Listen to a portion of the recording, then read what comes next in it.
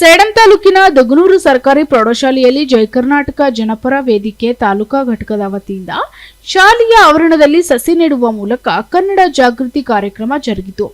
ಇದೇ ವೇಳೆ ಜಯ ಕರ್ನಾಟಕ ಜನಪರ ವೇದಿಕೆ ಜಿಲ್ಲಾ ಉಪಾಧ್ಯಕ್ಷರಾದ ಶ್ರೀ ವರದಸ್ವಾಮಿ ಬಿ ಹಿರೇಮಠ್ ಮಾತನಾಡಿ, ಸೇಡಂ ತಾಲೂಕಿನ ಮುದೋಳ ಹಾಗೂ ಕೊಲ್ಕುಂದ ವಲಯಗಳ ಗ್ರಾಮದ ಮನೆಗಳಲ್ಲಿ ಹಾಗೂ ಶಾಲೆಗಳಲ್ಲಿ ವಿದ್ಯಾರ್ಥಿಗಳು ತೆಲುಗು ಭಾಷೆ ಮಾತನಾಡುತ್ತಿರುವುದರಿಂದ ವಿದ್ಯಾಭ್ಯಾಸ ಮಾಡಿಸುವ ಶಿಕ್ಷಕರಿಗೆ ತೊಂದರೆ ಆಗ್ತಾ ಇದೆ. ವಿದ್ಯಾರ್ಥಿಗಳು ಶಾಲೆಯಲ್ಲಿ ಮಾತ್ರ ಕನ್ನಡ ಭಾಷೆ ಮಾತನಾಡ್ತಾರೆ. ಮನೆಗೆ ಹೋದ ನಂತರ ತಾಯಿ ತಂದೆಗೆ ಸಂಬಂಧಿಕರಿಗೆ ತೆಲುಗು ಭಾಷೆಯಲ್ಲಿ ಮಾತಾಡ್ತಾರೆ. ವಿದ್ಯಾರ್ಥಿಗಳು ಇಂದಿನಿಂದ ಮನೆಯಲ್ಲಿ ಅಕ್ಕಪಕ್ಕದವರಿಗೆ ನಮ್ಮ ಮಾತೃಭಾಷೆ ಕನ್ನಡ ಭಾಷೆ ಮಾತಾಡುವ ಮೂಲಕ ಜಾಗೃತರಾಗಲು ಇಂತಹ ಕಾರ್ಯಕ್ರಮಗಳು ಮಾಡಲಾಗ್ತಿದೆ ಎಂದರು. ಈ ಸಂದರ್ಭದಲ್ಲಿ ಶಾಲೆಯ ಮುಖ್ಯ ಗುರುಗಳಾದ ಚಂದ್ರಶೇಖರ್ ಪಸಾರ್ ಅಧ್ಯಕ್ಷತೆಯನ್ನು ವಹಿಸಿದ್ರು. ಗ್ರಾಮ ಪಂಚಾಯಿತಿ ಅಧ್ಯಕ್ಷೆ ನಾಗಮ್ಮ, ಜಗದೇವಪ್ಪ ಸಾಹುಕಾರ್ ಸಸಿ ನೆಡುವುದರ ಮೂಲಕ ಉದ್ಘಾಟನೆ ಮಾಡಿದ್ರು. ಸಿಆರ್ಪಿ ಶರಣಬಸಪ್ಪ, ಜನಪರ ವೇದಿಕೆ ತಾಲೂಕು ಅಧ್ಯಕ್ಷ ಅಶೋಕ್ ಮಡಿವಾಳ್, ವಿದ್ಯಾನಂದ ಸ್ವಾಮಿ, ಶಿಕ್ಷಕ ಶಿಕ್ಷಕಿಯರು, ಶಾಲಾ ಮಕ್ಕಳು, ಗ್ರಾಮದ ಗಣ್ಯರು ಇದ್ರು.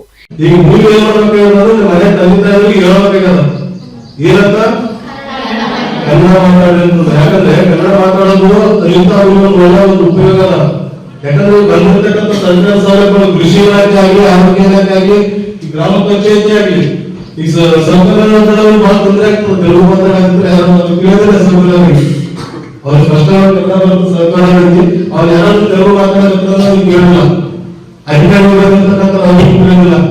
ಏನೋ ಒಂದು ಮನೆಗಳ ಕೆಲಸಗಳಾಗ್ಲಿ, ನಾಲಿಗಳಾಗ್ಲಿ, ನೀರಿನ ವ್ಯವಸ್ಥೆ ಆಗಲಿ, ಏನೋ ತೆಲುಗುದಾಗ ಹೇಳಿದ್ರೆ ಅರ್ಥ ಆಗಲ್ಲ. ಅದು ನಾವು ಏನ್ ಮಾಡ್ಬೇಕು, ಮನೆ ತಂದೆ ಕನ್ನಡ ಕಲಿಸ್ಬೇಕು. ಯಾಕಂದ್ರೆ ಈಗ ಅವ್ರಿಗೆ ಕನ್ನಡ ಕಲಿಸ್ಬೇಕನ್ನೋ ಜೊತೆಗೆ ಇನ್ನೂ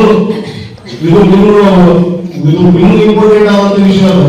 ಇಲ್ಲಿ ಶಾಲೆಗೆ ಇರ್ತಕ್ಕಂಥ ಎಲ್ಲ ವಿಷಯಗಳನ್ನ ಕನ್ನಡದಲ್ಲಿ ಅವರು ನೀವು ಏನ್ ಮಾಡ್ತಾ ಇದ್ರಿ, ಶಾಲೆ ಕನ್ನಡ ಮಾತಾಡ್ರಿ. ಅಲ್ಲಿ ಮನೆಯಾಗ ತಂದೆ ತಾಯಿ ಏನ್ ಮಾಡ್ತಾರೆ, ತೆಲುಗು ಮಾತಾಡ್ತಾರೆ. ಅವ್ರ ಜೊತೆ ನೀವು ತೆಲುಗು ಮಾತಾಡ್ತೀರಿ, ಹೌದು. ಹಾಗಾದ್ರೆ ಎಷ್ಟು ಜನ ಮಾತಾಡತ್ರಿ ಅಂತ ಅವ್ರ ಕೈಯಲ್ಲಿ ತಪ್ಪಿಲ್ಲ. ತೆಲುಗು ಮಾತಾಡ್ತೀರಿ, ನಿಮ್ ತಂದೆ ತಾಯಿ ಜೊತೆ ಅವ್ರ ಕೈಯಲ್ಲಿ.